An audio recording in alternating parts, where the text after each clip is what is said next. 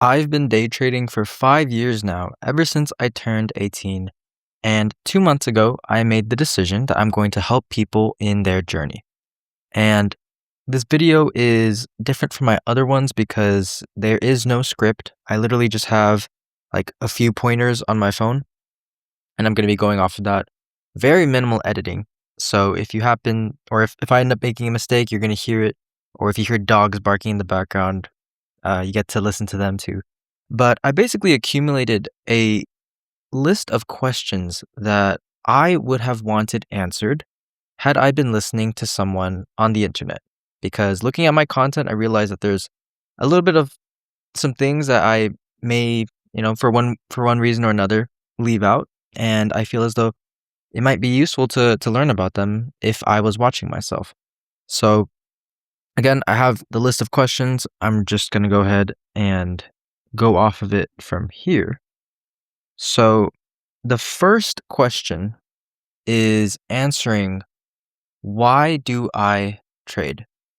So, I trade because I want to make money. Like there really is there's no other reason to day trade aside from making money. And obviously, I was never really content with just making a little bit of money. I wanted to make a lot of money. And one of the most powerful things of trading is leverage. So you can have a system which works. So every time you put in $1, you can get $10. And the great thing is that when you have more capital, if you put in $100, you can get $1,000, right? So it's just a matter of being able to multiply your wealth. And I wanted to get really good at a skill, which basically allowed me to work where I wanted, whenever I wanted, to travel, but to basically have that freedom to, again, just and do what I wanted to do.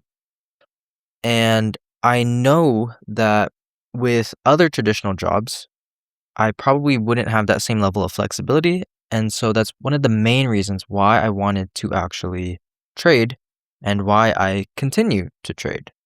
And I'm sure a lot of you can relate to that, especially if you're working, your jobs and you feel a lot of stress or burden and you just want some form of way out, then obviously that includes some form of side hustle. So nowadays, people get into there's a whole bunch of different stuff like content creation, or I know at some point a really common thing was like drop shipping or like Amazon FBA. And I chose trading because the markets are always going to be there. So even though, let's say, sometimes drop shipping might be really good 2 or 3 years ago, the skill of day trading is always going to be there so long as we have some form of like stock system, or I don't know, a stock system, but just exchange, like a market exchange. And you can even apply those same skill sets to something such as foreign exchange, right? So it's just like that ability to understand price action, the ability to make bets, and most importantly, the ability to actually manage yourself is skills that I feel like is always going to be there. Doesn't matter in the next 1 year, 2 year, 3 years, or 5 years. The only time that trading will probably not work is if we have a whole different system, and by then you probably have other things to worry about. So next question is, how did I get into trading, and did I have any prior experiences with stocks, or basically just like what's my background, right? So I think it was around high school-ish when my parents kind of talked to me a bit more about stuff like personal finance, whether that was stuff like building a good credit score, whether it was investing, just the idea of stocks. And alongside this, it was around COVID time that I was about, we'll say 17, so right when I was going to turn 18. And there was so much financial content going around. You had all of those like little accounts on Instagram that, it's like invest this amount. If you had invested this amount in this stock, you would have this much by now. And just a bunch of those like good looking graphics. And I actually made one of those accounts myself. So, I mean, technically I had been posting content for a little bit, but that was even before I really got into trading. So anyways, I was exposed to finance from my parents a little bit earlier on. So maybe that's why the idea of getting into the financial markets, it's not like the craziest thing to me. But I explicitly remember it was around January of 2021. And technically, mind you, I didn't turn 18 yet. I actually turned 18 later in that year in May of 2021. But in January of 2021, I remember, I don't know how exactly, but I kind of got into the news of like AMC. Maybe I came across something online, or maybe I came across just like a friend, you know, telling me to look at AMC for the next day. But this is like right when GameStop was like going off, right? And then AMC was starting to pop off. But I remember like having an account funded with like a few $100s or like $1,000. It was basically just like money that I was allowed to play around with. And I really remember waking up super early in the morning, like 6 a.m., and I was just so excited because I think AMC was going off on pre-market. Like, it was like, and I don't really remember, but it was like, we'll just say 20% up, which is huge because I remember at the time it was like $5, right? And I was trading on Charles Schwab, and I didn't know anything about margin. So when I entered a trade, I pretty much full ported. I'm pretty sure I full ported the full account and was like, oh, dang, like I made 50 cents per share. 50 cents on 1,000 shares, or not 1,000 shares, on like $1,000. That's like, I'm not gonna do the math, but basically I made money, right? The concept of just being able to buy and sell something, I was like instantly hooked. And the funny thing is that I placed a couple trades, made some money, maybe lost some money, and I hit the 3-day rule. So basically, not 3-day rule, like 3 trades, like the pattern day trading rule pretty much, right? And I remember having to like sit on the sidelines. I couldn't place any trades, and I was just so devastated at the fact that I just had to sit on the sidelines. And I'd say that was the first time that I really ever placed a single trade. Like, I don't think I even bought a stock before that. It was just straight up like, and by bought a stock, I mean like I invested in a stock. I just like bought in AMC, saw that it rose up a few cents, and I just instantly sold because I was like, wow, I made money, right? And again, that was my first exposure. And then I pretty much sat on the sidelines. That is when I actually started to post content on Instagram. Again, you can check it out. I follow it on my Francois Trades Instagram account. It's called Knowledge to Riches. But basically, uh, I did that up until I turned 18. Like the day I turned 18, it was in Hawaii. And I opened up my very first like personal brokerage account. And I placed a few trades. It was on options. And I told a story a bit earlier in one of my other videos, but I joined a signal service. I researched the signal service even way before I turned 18. And so right when I turned 18, I just dropped like, we'll just say $100 or $200 on the signal service just so I can start to place trades right away. And yeah, again, it was a very fun time. I knew that there was something in it. Like I was just captivated at the fact that you can just buy and sell something. Maybe it's because of the simplicity that I wanted to get into it. Like you literally just, again, enter a position and exit, and you can legitimately make money, right? Like you don't see the money until like you withdraw it into your bank account, mind you. But I just really fell in love with the concept. And I felt as though it was my vehicle to get me to the lifestyle that I wanted to be living, right? And I kind of briefly explained that earlier, where it's just like being able to do what I wanted, when I wanted, and just have that freedom and flexibility to make however much I wanted to make. So yeah, essentially, that is pretty much the prior experiences that I had before I turned 18 and then right when I turned 18. And long story short, I kind of just fucked around in the markets for a bit, and it wasn't until about like a year ago where I started to, show up really consistently in the markets. But anyways, that's answering that question. It was a bit of a tangent, but basically, that's kind of just how I knew I wanted to make this. I really wanted to make this work, and I didn't have that same passion with other things, such as drop shipping. Like I did try drop shipping for a little bit. I tried to make a website. I bought some products. I actually have some of them right now, but I bought a few products. I just didn't really like the process. And I think that's the same thing that you have to have for everything that you do, especially if you want to become good at it. Like there has to be something about it that you enjoy. And I didn't really enjoy much things about drop shipping. Didn't really like the research, but with trading, I guess I'm just like a little bit of an adrenaline junkie. I do like the feeling of placing trades. It's not why I do it, but it's maybe something that kind of keeps me going back and just really wanting to dial it down. So the next question is, what are the mistakes that kept me stuck? So if you don't know, it took me about 6 months to have my first green month, about 2 years to have my first green year. And then I kind of just like was break even, like on and off. And I didn't fully make back all my losses until last year. So it's like year 4.5 of trading, right? And I think the biggest mistake that kept me stuck is making decisions not on data, but on how I feel. So every single time something was working out, I would try it out, I'd experiment it for a little bit. And the only time that I'd stop doing it is when it stopped working. So basically, I just lost money. So the reason why that's so deadly is because you're always going to be losing money at some point, no matter what strategy you're trading and no matter what you are trading. There's always going to be a time.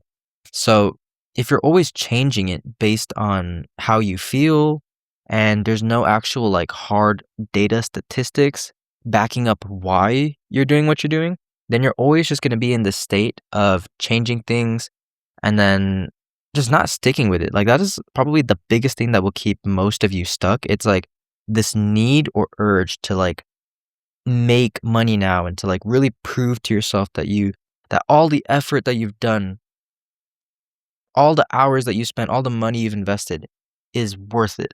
And you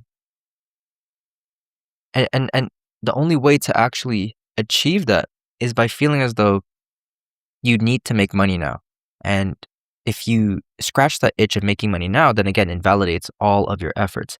And I feel like that's the thing that kind of keeps you from actually looking at trading from a long-term thing. I remember really trying or really like putting this pressure on myself to make trading work in the first year or two, when in reality, it takes you maybe 1 to 3 years to learn trading. It takes you 1 to 3 years to actually prove that you're profitable. So in reality, it you really can't say you're profitable if you haven't been trading more than like 3 years even. That's if you really like, just started going at it right away from the first year. And that's not most people. Most people kind of like, they kind of like dip their toes in a little bit, see how it is, see if they like it. And then they start to, take it more and more seriously over time. So anyways, that is probably the biggest mistake that kept me stuck actually. It's just changing too many things, not basing things off of data, and just having a really short time horizon on the results that I want to achieve. And also the results that you base your data on. So don't just base your data on like 2 weeks worth of data. Maybe experiment around with it for like 6 months first, or better yet, backtest it so you don't have to, learn the lessons, or so you can learn the lessons without getting the scars of like actually losing your money. So yeah, that was so to kind of fully wrap it up. The main thing that changed is that I systematized things. So whenever I made a change, I would write it out. I would kind of try to collect sample sizes or data, just become a lot more strategic when it comes to the things that you're implementing in your system. So you don't just run into this habit of like changing too many things at once and then just getting really emotional on stuff that you can't control. So one of the other biggest questions that people have asked me and that I'm answering is why did I decide to teach and share what I know publicly? For good That's for good reason, because as you know, trading is a zero-sum game. So if you think about it, if I'm helping out other people, it's kind of like sharing a strategy. And like they say that if those who know a strategy, they kind of keep to themselves, right? Because why would you share a strategy and then kind of like dilute your edge? Like the more people who know about what you do, the worse it gets, if that makes sense. Firstly, I'm going to address that point. But basically, I don't really have to worry about that. Like, I am not trying to help out millions of people right now. Like, my main objective is just to help out maybe 10 people at most. help them become profitable, help them achieve their goals in life through trading, and then kind of just go from there. Like me helping out maybe a million traders who all trade the same strategy, maybe that might like dilute my edge. But me like, helping out a few people is not going to do anything. And if anything, it just gives me something to do, which is my second point. It's that trading is so difficult and your mind just can't help but like think about everything you're doing wrong, everything you need to do better. Like it becomes a really bad obsession at some point. And don't get me wrong, that's kind of what you need to actually differentiate the fact that trading is something worth diving into. But once you have established the fact that you're just obsessed on making this work, you need some form of outlet because the more that I obsessed about something that I couldn't control, whether it was my short-term P&L, like my results just it man, like it just never really got better. So at some point before I started to actually like work on this form of business or like this content creation helping people, my main outlet was the gym. So every time I hit the weights, just gave me a break from all the stress that I had with trading. And that's exactly what I'm doing, but with this business or basically just what I'm doing, right? So, uh, I'd say that's like the two biggest reasons of why well, actually, the first point I was just talking about, why technically like me helping out people won't really fuck me over.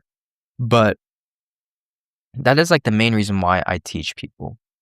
And also, it's because I am a lifelong learner in the sense where I, as much as I like, sometimes I might feel like I have things figured out, but again, I'm always quickly humbled that I don't. So I've kind of just gone through that cycle multiple times to realize that I have to keep learning about something. And I feel as though me exposing myself on the internet, by exposing, I just mean like putting myself out there. But yeah, just putting myself out there, learning new skills such as how to develop myself as a speaker, such as how to actually capture and retain attention in this attention economy, how to sell to people. By sell, I mean like how to help them make the right decision.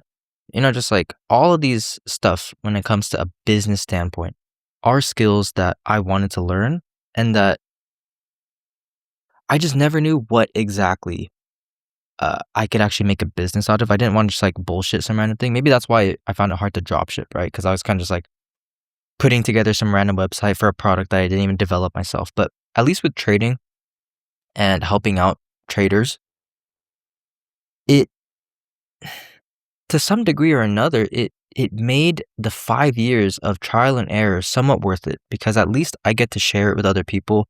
And I've always found myself as someone who just wants to like help others. Like I don't know why, I don't know where it comes from really. Probably like values and morals. Thanks, mom and dad. But just like giving light to the next generation of people. And by next generation, I don't always mean people who are younger. I just mean people who are a little bit less experienced than what I was. And maybe that's me kind of completing the circle or completing the loop of like consuming content, feeling rewarded, applying it, seeing results, and then wanting to do the same for other people. So that is basically why I decided to start teaching and helping other people. And also, very fun fact or quick fact, I even like back then, whenever I completed something on like a video game that I used to play, I immediately like I achieved the results like pretty quickly. Let's say it was like I hit this specific rank in this little months, and I know that that's not really common. The very first thing that I did was actually just write a Reddit post of all the tips, all the tricks, and just resources and guides of the things that I used to help other people. And I guess it's just always been in me to like find that process very fulfilling. And at least again, I'm not having to bullshit like some random product or service, but I'm actually like, again, teaching the things that I have already gone through. So, yeah. And basically, for those of you who are still listening and you would like to work with me, one of the biggest questions is who should work with me? So, I mean, one of the biggest things is if you completely watch this video, I mean, maybe maybe you find what I say resonating with you. Maybe you like my personality. I really tried to keep this as raw as possible, like I'm legitimately having a conversation with someone. But yeah, if you just like the way how I teach, if you watch a few of my other videos and you like the metaphors that I use, you like how I explain things, then that is probably the biggest thing that would make this work, like me and you actually working together. If you don't resonate with it, that's totally fine. There's like hundreds of other people who talk about trading, who teach about trading that can probably help you better than I can.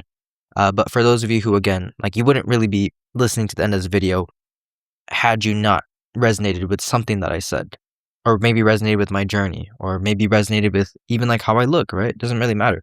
But yeah, so first off, if you resonate with me, second off, you have to be like pretty driven already. Like, and by driven, I just mean that you take action when you need to, right? Like none of this procrastinating stuff where it's like, I, I suggest that you try out something and it makes sense to you, and you want to apply it, but then you just end up delaying it for the next like 2, 3 months, and then you end up, having to really get that hard lesson, right? So just people who are willing to like implement, the things that I say right away, because shoot, like if I had gone through the same situation and I had implemented what I had said, I would have been miles ahead of where I'm at right now. And that's just the truth of it. And that's okay. It's not really that crazy to me. I understand that things are a learning process, things are a journey. So I'm fine with that. However, it really is just a little bit frustrating when people don't really take into account the things that I have to say, just for whatever reason. But more often than not, it's just because they're not really in the mindset yet. Or just maybe like the maturity, if that makes sense, to actually, be willing to receive the knowledge. Um, what is another thing that would make someone good to work with me?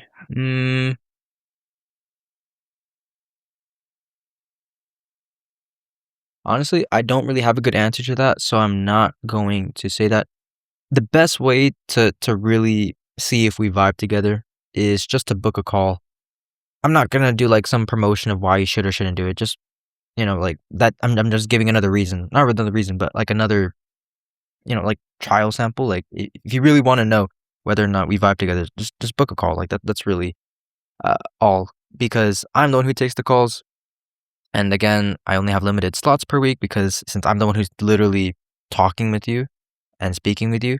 But aside from that, I hope that this video somewhat met the objective that I set for myself, which in this case was having just a very raw, very unedited video and just talking about the things that I would have wanted to know had I been listening to someone on the internet.